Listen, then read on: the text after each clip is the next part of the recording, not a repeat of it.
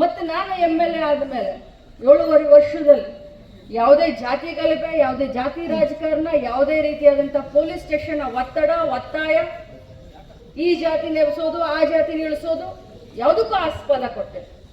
ಬಹಳಷ್ಟು ಕುವೆಂಪು ಅವರು ಹೇಳಿದ ಹಾಗೆ ನಮ್ಮ ಕ್ಷೇತ್ರ ಶಾಂತಿಯ ತೋಟ ಆಗಿದೆ ಅಂತ ಬಹಳಷ್ಟು ಹೆಮ್ಮೆಯಿಂದ ಹೇಳಲಿಕ್ಕೆ ಬಯಸ್ತೇನೆ.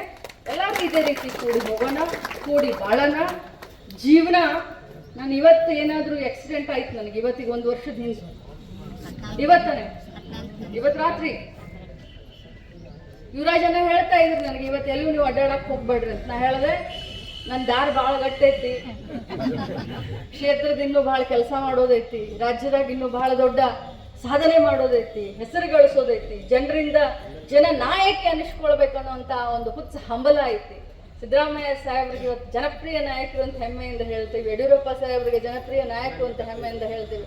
ಹಂಗ ಮಹಿಳೆಯರಲ್ಲಿ ಜನಪ್ರಿಯ ನಾಯಕಿ ಅಂತ ಹೇಳಿಸ್ಕೊಳ್ಬೇಕನ್ನೋಂಥ ಒಂದು ಹುಚ್ಚ ಐತಿ. ಬಹುಶಃ 1 ವರ್ಷದಿಂದ ಏನಾದರೂ ಹೆಚ್ಚು ಕಡಿಮೆ ಆಗಿದ್ರೆ ಇವತ್ತು 1 ವರ್ಷ ಜಯಂತಿ ನೀವೆಲ್ಲರೂ ಮಾಡ್ತಿದ್ರಿ. ಆದರೆ ಆ ದೇವರ ಆಶೀರ್ವಾದ, ನಿಮ್ಮೆಲ್ಲರ ಆಶೀರ್ವಾದ, ನಿಮ್ಮೆಲ್ಲರ ಸೇವೆಯನ್ನು ಇನ್ನೂ ಮಾಡಬೇಕನ್ನೋದಕ್ಕೆ ಬದುಕಿದ್ದೀನಿ. ದೇವ್ರು ಸರಿಯಾಗಿ ನಿಮ್ಮ ಸೇವೆ ಮಾಡ್ತಾ ಇದ್ದೀನಿ, ದೇವ್ರು ಸರಿಯಾಗಿ ನಿಮ್ಮ ಜೊತೆ ನಡ್ಕೊಳ್ತೀನಿ, ಎಲ್ಲರನ್ನೂ ಜೊತೆಯಲ್ಲಿ ಕರ್ಕೊಂಡು ನಾನು ಬೆಳಿತೀನಿ ಅನ್ನೋಂಥ ಮಾತನ್ನು ಹೇಳಿ ನನ್ನ ಮಾತನ್ನು